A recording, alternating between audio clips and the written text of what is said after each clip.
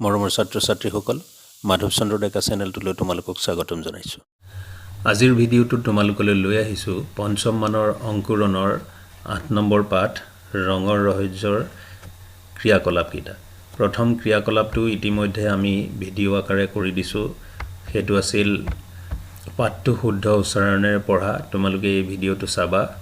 এতিয়া আমি আজি এই ভিডিঅ'টোত কৰিম পাঠভিত্তিক ক্ৰিয়াকলাপকেইটাৰ এই উত্তৰ দিয়া ক্ৰিয়াকলাপটো।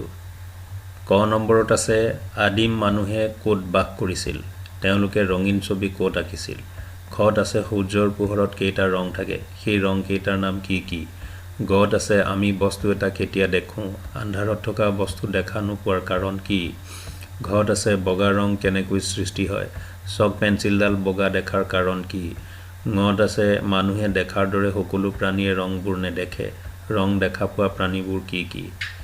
আহচোন উত্তৰকেইটা কি হয় আমি চাওঁ। ক নম্বৰ প্ৰশ্নটো আছিল আদিম মানুহে ক'ত বাস কৰিছিল, তেওঁলোকে ৰঙীন ছবি ক'ত আঁকিছিল। উত্তৰ হ'ব আদিম মানুহে গুহাত বাস কৰিছিল, তেওঁলোকে গুহাৰ বেৰত ৰঙীন ছবি আঁকিছিল।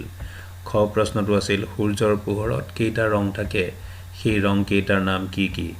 উত্তৰটো হ'ব সূৰ্যৰ পোহৰত 7টা ৰং থাকে, সেই ৰং কেইটাৰ নাম হৈছে বেঙুনীয়া, ঘন নীলা, নীলা, সেউজীয়া, হালধীয়া, কমলা আৰু ৰঙা। গ নম্বৰ প্ৰশ্নটো আছিল আমি বস্তু এটা কেতিয়া দেখোঁ, আন্ধাৰত থকা বস্তু দেখা নোপোৱাৰ কাৰণ কি।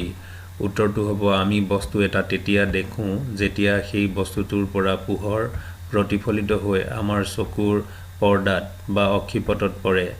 আন্ধাৰত থকা বস্তু দেখা নোপোৱাৰ কাৰণ হ'ল বস্তুৰ পৰা প্ৰতিফলিত হৈ আমাৰ চকুৰ অক্ষিপটত পৰিবলৈ তাত পোহৰ নাথাকে।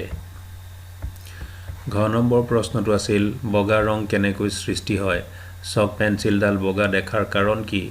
উত্তৰ সূৰ্যৰ পোহৰত 7টা ৰং থাকে, এই 7টা ৰং মিলি বগা পোহৰ বা ৰং সৃষ্টি হয়।